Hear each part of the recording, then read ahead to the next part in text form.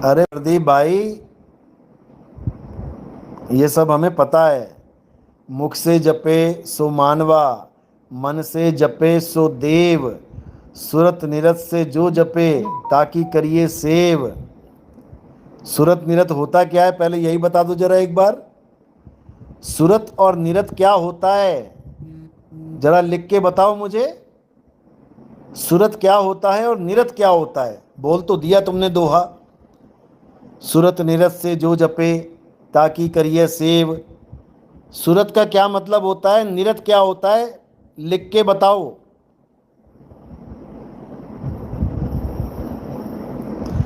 अरे प्रदीप भाई लिखो।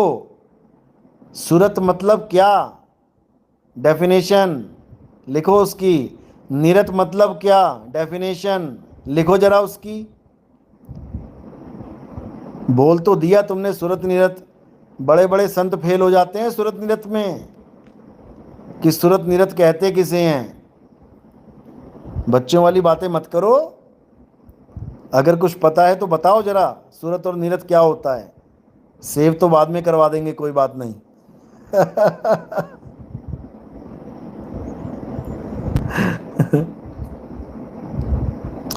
संतोष दास।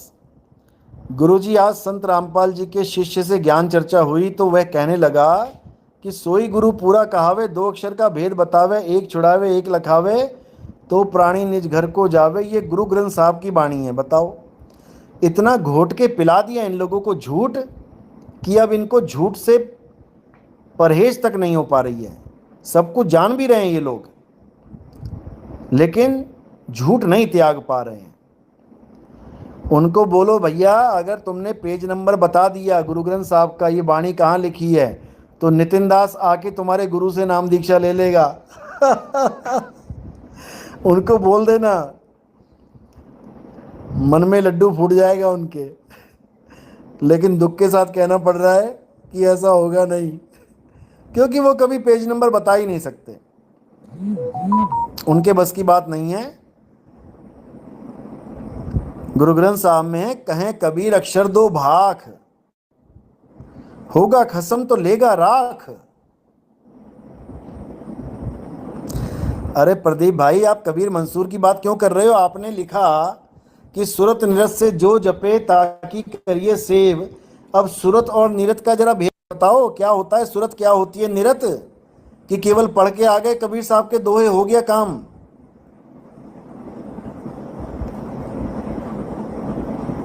ये पढ़ने लिखने वाले 84 में चले गए, कितने लाखों गुरु लाखों चेले।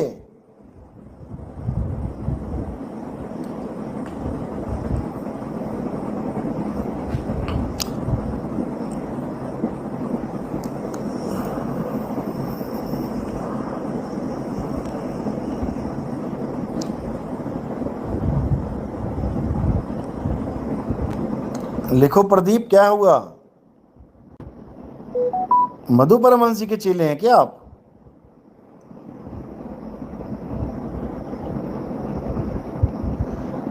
मधु परमहंस जी के चेले हैं, फिर तो बिल्कुल ही नहीं बता पाओगे कि सुरत निरत क्या होता है। वो तो बस अपना चेहरा ध्यान करवाना जानते हैं कि भैया मेरे चेहरे का ध्यान कर लो। आंख वाला होगा तो कर लेगा, अंधे को कैसे करवाओगे? अंधा कैसे तुम्हारा चेहरा ध्यान करेगा भाई? ध्यान मूल गुरु रूप है, पूजा मूल गुरु पाओ। यही दोहा सुना सुना के कान पका दिए। सबको ध्यान मूल गुरु रूप, यानी अपने शक्ल का, अपने अपनी इस चमड़ी का, खाल का ध्यान करवा करवा के बेचारों को 84 में भेज दिया। अरे खाल का ध्यान करोगे तो खाल ही मिलेगी, बाल का ध्यान करोगे तो बाल ही मिलेंगे। इस खाल और बाल से निकल जाओ बाहर। गुरु का रूप शब्द होता है, शब्द हमारा रूप है, सार शब्द है गुरु का रूप, जिसमें समाना है। सुरत समाए शब्द में और वाको काल ना खाए, जाप मरे अजपा मरे अनहद भी मर जाए। ये सारे मंत्र जितने भी हैं ना, ये वाहेगुरु राम राम, अल्लाह अल्लाह, कबीर कबीर, राधे राधे, ओम नमः भगवते वासुदेवाय, जितने भी मंत्र नाम जाप हैं जो भी हैं, ये तुम्हारी वजह से जपे जा रहे हैं। इनकी अपनी हैसियत कुछ नहीं है। तुम लिख रहे हो दीवारों पे तो लिखे जा रहे हैं, तुम पढ़ रहे हो तो पढ़े जा रहे हैं, तुम मिटा रहे हो तो मिटाए जा रहे हैं। इनका अपना कुछ नहीं है, ये जड़ हैं। जड़ जैसे पत्थर जड़ होता है, कहीं जा नहीं सकता, कहीं हिल नहीं सकता, कुछ खा नहीं सकता, तुम उठा के मंदिर तक लेके जाते हो, तब पहुंचता है मंदिर में भगवान पत्थर का, खुद नहीं जा सकता। समझ लो।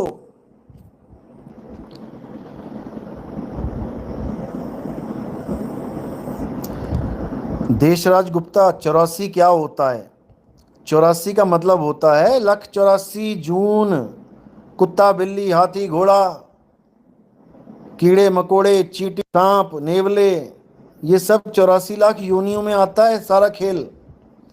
ये सारे खेल में खेल के ये जीवात्मा सारे भुगतान भुगत के एक बार मनुष्य चोला पाती है। और अगर उस चोले में भी ये मिट्टी पत्थर में उलझी रही, मंदिर मस्जिद में उलझी रही, जंतर मंतर तंत्र में उलझी रही,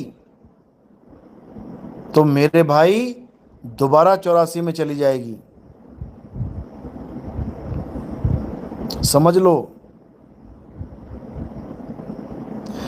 अरविंद सिंह तोमर, मधु परमहंस तो 1970 से आत्मज्ञान करवा रहे हैं साहेब, अब उनकी वाणी समझ में आ रही है। बिल्कुल आएगी। एक तो हमारे पंडित जी हैं, क्या नाम है, लुधियाना के, काफ़ी बहस करी उन्होंने पहले मेरे साथ। मधु परमहंस जी के लगभग 10 साल से, वो 10-12 साल से चेले थे। काफ़ी बहस करी उन्होंने, 2-3 तो सत्संग, हमारे 2 सत्संगों में आए भी थे, और सत्संग का सत्यानाश कर दिया था। इतनी बहस करी कि सत्संग का ही सत्यानाश हो गया। कहने का मतलब सत्संग में इतनी बहस होने लग गई कि सत्संग ही खत्म ही हो गया, बहस चालू हो गई। बहस यानी ज्ञान चर्चा, लेकिन पुराना रंग चढ़ा हुआ था पूरा, नहीं समझ में आ रही थी बात। धीरे धीरे सत्संग सुनना शुरू किया यूट्यूब पे, धीरे धीरे बात समझ में आने लगी। जब बात समझ में आई तो देखो, गुरु पूर्णिमा के दिन पहुंच गए उन्हीं के डेरे पे, गुरु जी के रांजड़ी में, सबके सामने पूछने लग गए कि गुरुजी सार शब्द क्या होता है, उसमें सुरत कैसे समाएगी। अब गुरुजी हक्के बक्के कि ये क्या हो गया भाई। सारी संगत के सामने क्या बोल दिया, इसको बाहर निकालो, निकालो इसे बाहर। अरे भाई, चेले ने कोई सवाल पूछा है महाराज, तो चेले को सवाल का जवाब चाहिए, बाहर निकालने से क्या हो जाएगा। सबके सामने ये बोल दिया कि इसको बाहर निकाल दो, कमाल कर दी। लेकिन अच्छा ही हुआ जब उनको समझ में आ गया कि बाबा जी के पास कोई जवाब नहीं है, तो वो तो आए उन्होंने कई शिष्यों को भी समझा दिया कि भाई यहाँ तो जन्म बर्बाद है, ये देह से ऊपर नहीं उठ पा रहे हैं, ये अपने शरीर की साधना करवा रहे हैं, अपने शरीर का ध्यान करवा रहे हैं। अरे आंख वाले कर लेंगे, अंधे कैसे करेंगे? आंख वाले देख लेंगे तुम्हारा सोना सनक्खा चेहरा, वैसे तो है तो नहीं सोना सनक्खा, लेकिन अंधे कैसे देखेंगे? अंधे किसका ध्यान करेंगे? तो ऐसे इन लोगों ने जीवों को भरमा रखा है बाल और खाल में। कितने सत्संगों में ये बोले मैं कभी बूढ़ा नहीं हूंगा, मैं कभी बूढ़ा नहीं हूंगा। अब ऐसा बुढ़ापा आ गया कि अब दिमाग भी, सुनने में आया है कि दिमाग भी काम नहीं कर रहा है सही से, भूल जाते हैं कई बातें।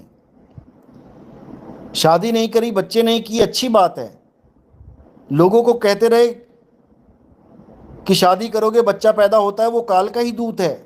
ब्याह भया घर आया पूत, पूत नहीं आया जमदूत। और उसके बाद अपने ही भतीजे की, उनका बर्थडे मनाया जा रहा है आश्रम पे। बताओ, अरे वो भी तो किसी का पूत है, वो भी तो जमदूत ही है। मोह उमड़ आया अपने भतीजे को, भतीजा की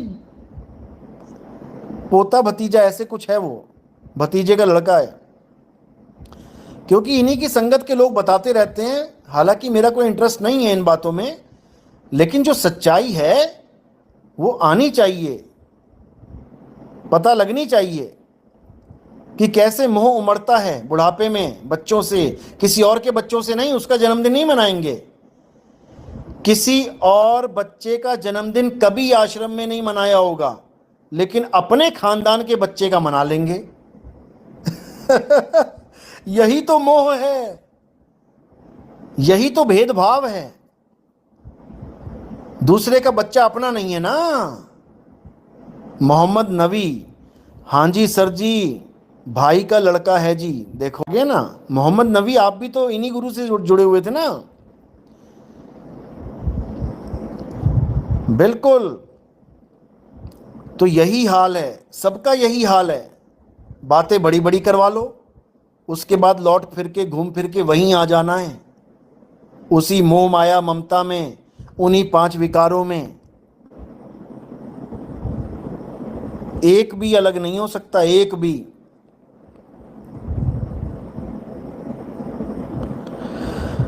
मोहम्मद सलमान, क्या हाल है बाबा जी? बहुत बढ़िया जी, आप सुनाइए। सलाम वालेकुम, सब ठीक ठाक है?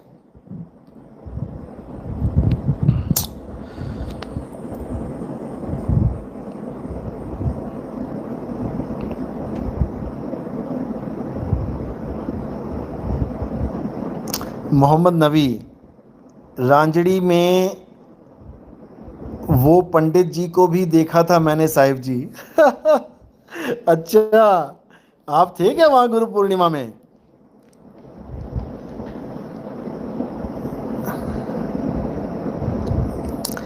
पंडित जी हमारे बहुत विवेकी हैं। वो गाजीपुर वाले की भी अच्छी क्लास लगाई पंडित जी ने। वो तो शुक्र करो, ब्लॉक मार दिया उसने। गाजीपुर वाले ने पंडित जी का नंबर ही ब्लॉक मार दिया। पंडित जी ने ऐसे ऐसे सवाल पूछे, बगले झांकने लगा, भागने लगा। जवाब ना आया बेचारे को, हार के पंडित जी का नंबर ही ब्लॉक मार दिया इसने। बताओ, शर्म नहीं आती इन लोगों को कि तुम गुरुवाई कर रहे हो भाई? तुम सवालों से भाग क्यों रहे हो? इतना बुरा हाल है इन लोगों का। कभी आत्मा को खाना खिलवाता है, कभी परमात्मा के साथ आहार विहार करवाता है। शुक्र करो शादी नहीं करवा देता वहां पे किसी की। इसको कोई पूछने वाला हो तो वहां बच्चे कैसे पैदा होते, तुम कैसे पैदा हो गए? इतना बेवकूफ आदमी है, क्या बोला जाए, कितना समझाया जाए। सुनता तो है हमारे सत्संग, घोट घोट के पीता है हमारे सत्संग, नकल भी पूरी मारनी शुरू कर दी है। अब आत्मदेव को कहता है, परमात्मा का ही सांकेतिक नाम है आत्मदेव। आज तक इसको समझ में नहीं आ रहा था कि नितिन दास आत्मदेव चिल्ला रहा है तो कुछ सोच के बोल रहा है। अरे भाई, उसको आत्मा कह लो, शुद्ध आत्मा कह लो, आत्मदेव कह लो, वो एक ही बात है। छोटी बुद्धि में घुस नहीं रहा इसके। जीव अलग है, आत्मा अलग है। नहीं समझ में आ रही बात इसके। आत्मा को आत्मदेव कहते हैं। आत्मा अचल है, जीव अचल नहीं है। जीव चलायमान है, 84 में चल रहा है, भटक रहा है। आत्मा अचल है, उसे आत्मा कह लो, उसे आत्मदेव कह लो, एक ही बात है। पता नहीं कहां कहां से आ जाते हैं लोग। देशराज गुप्ता, सत्य क्या है?